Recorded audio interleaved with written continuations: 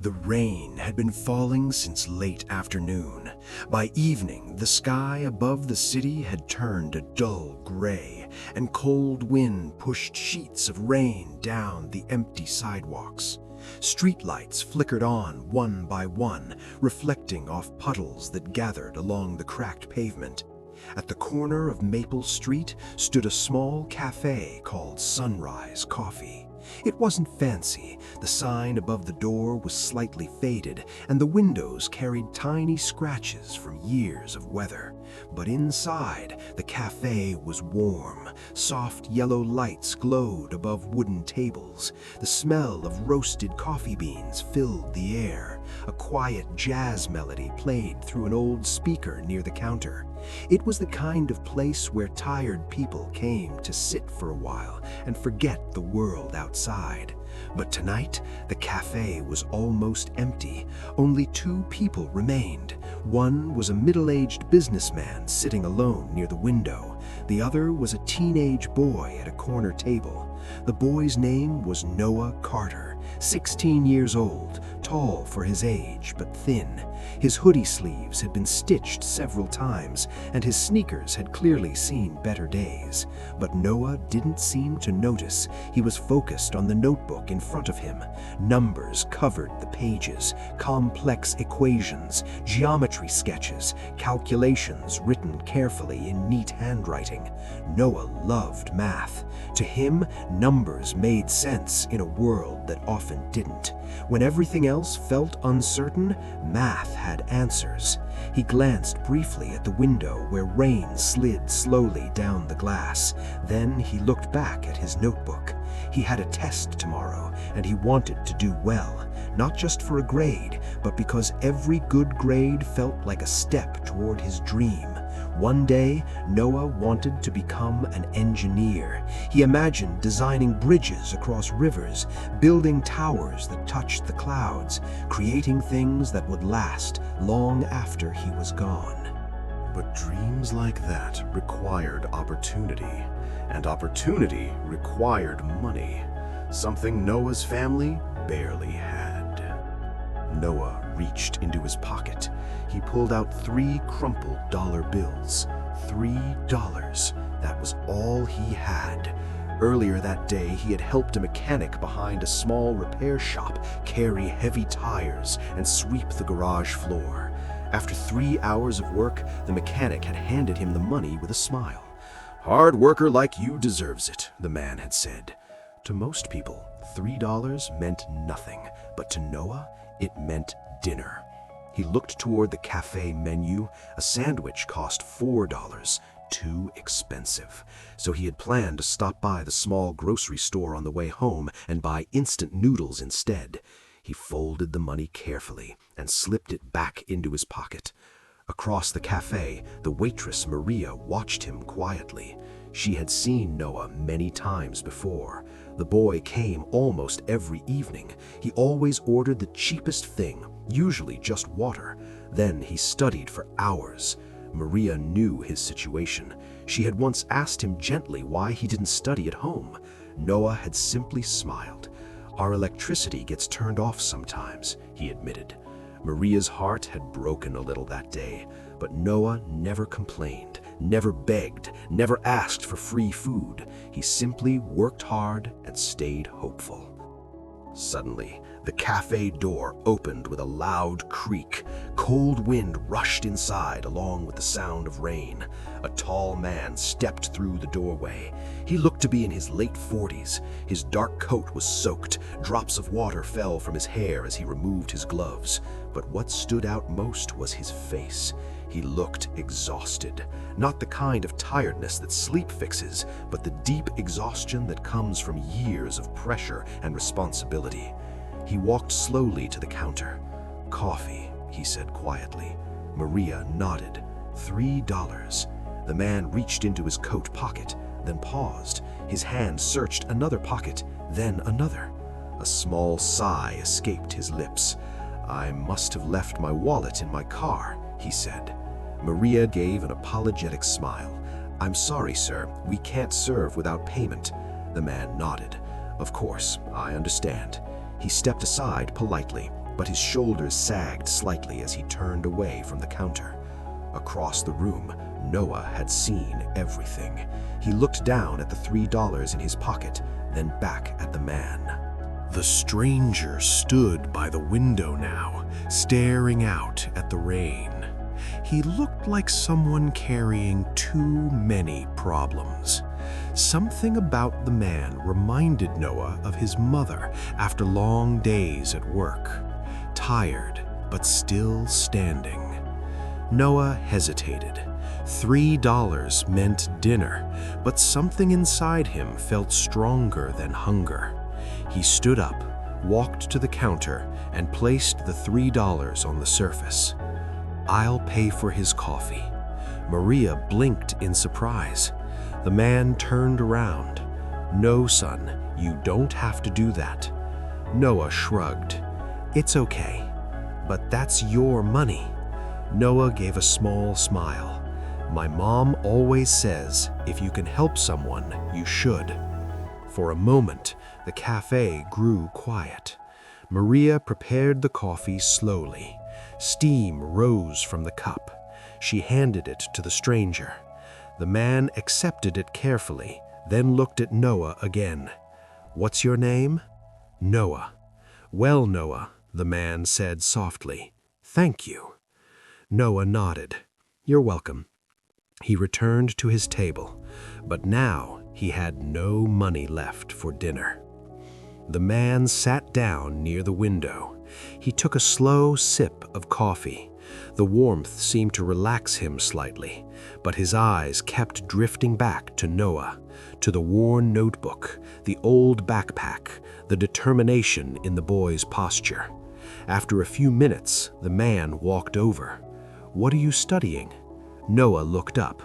"Math." "Do you like it?" Noah nodded immediately. "I love it." "What do you want to become someday?" "An engineer." The man smiled faintly. "That's an ambitious goal." Noah shrugged. "I know, but big dreams are good." The man nodded slowly. They spoke for several minutes. Then the man stood. "I should go."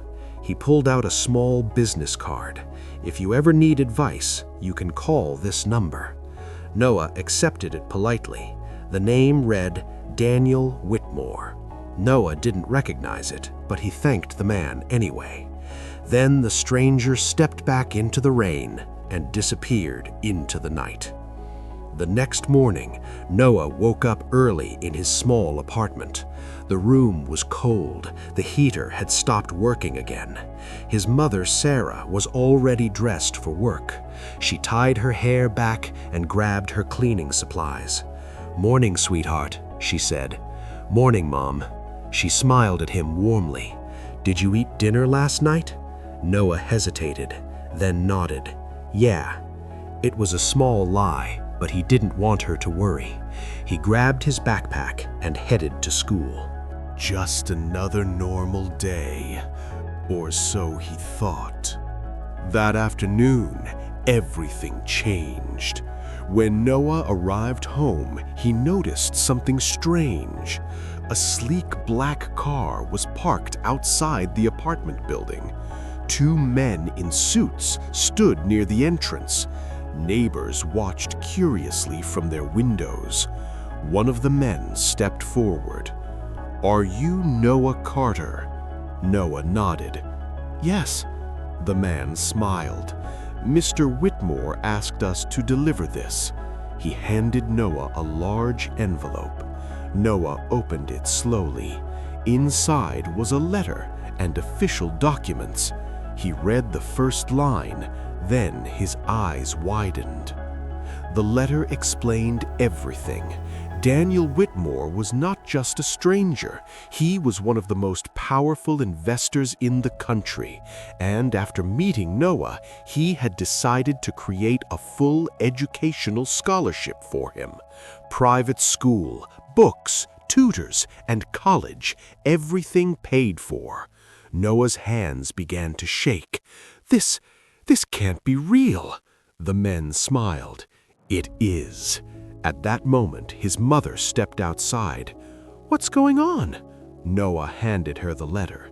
As she read it, tears filled her eyes. She pulled Noah into a tight hug. "I'm so proud of you."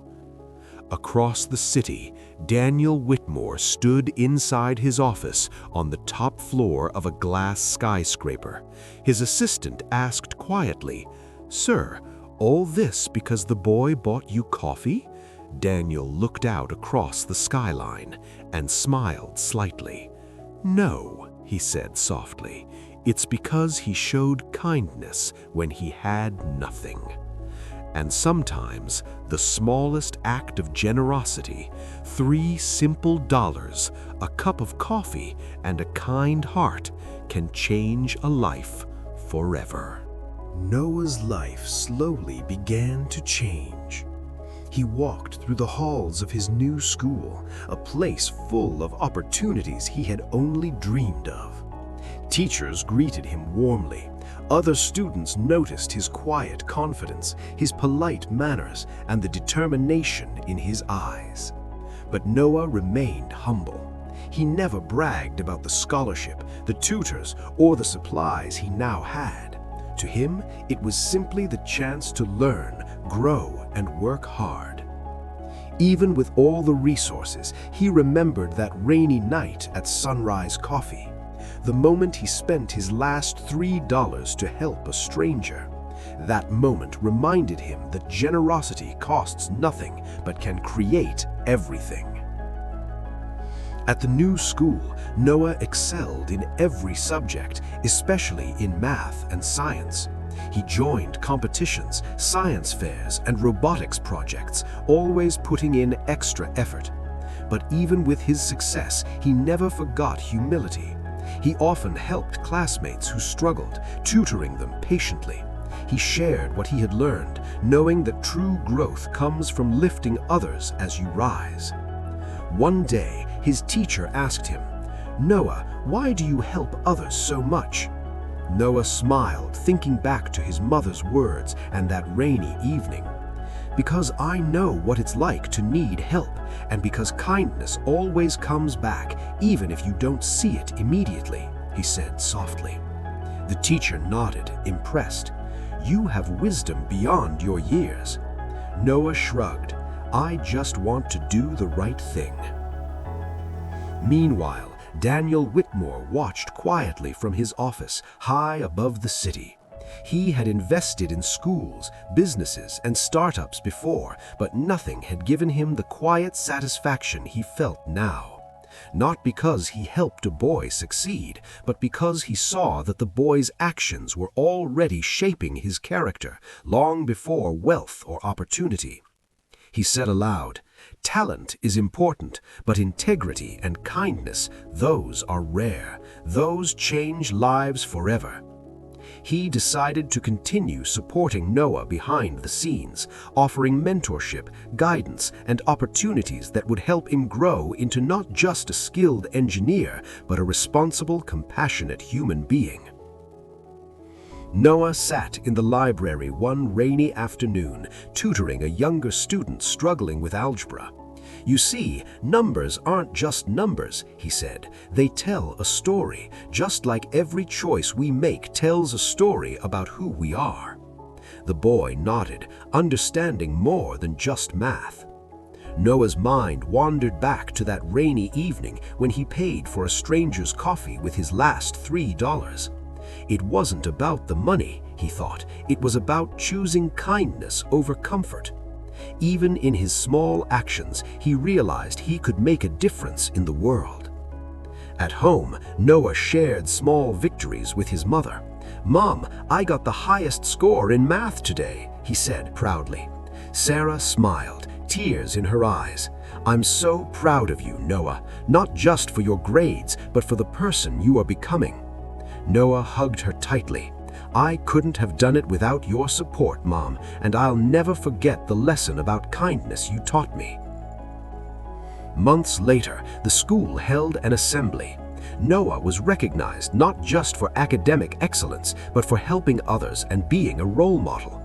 Noah Carter is an example to us all, the principal said. His dedication, humility, and compassion remind us that true success isn't measured in grades or wealth, but in character and how we treat others. Noah felt a mix of pride and gratitude. He knew that the real reward was the chance to inspire others to act with kindness and integrity. Across the city, Daniel Whitmore reflected on Noah's journey. I could have given him anything, money, resources, opportunities, but what really mattered was that he chose to be kind when he had nothing. That choice is what made him truly extraordinary. He decided to start a program to identify young people like Noah, those with potential but also heart, and help them reach their dreams. Because talent is valuable, but kindness and integrity are priceless. The camera pans over Noah tutoring younger students, the school library buzzing with activity. Narrator voiceover. True education isn't just learning facts or formulas, it's learning to care, to act with integrity, and to help others, even when it's inconvenient. Noah's story shows us that a single act of kindness can create ripples that change not only one life, but the world around them. Remember, wealth and success are temporary, but character lasts forever. Noah looked out the window at the city skyline, thinking back to the rainy night in the small cafe. He whispered to himself, "It wasn't the money, it was the choice." Text appears on screen. Generosity isn't about having a lot, it's about giving what you can, even when it's hard. Small acts of kindness can change lives in ways we can't even imagine. If this story touched your heart, please like, share, and subscribe to Echoed Tales for more inspiring stories. Every act of kindness creates an echo, a ripple that spreads farther than you know.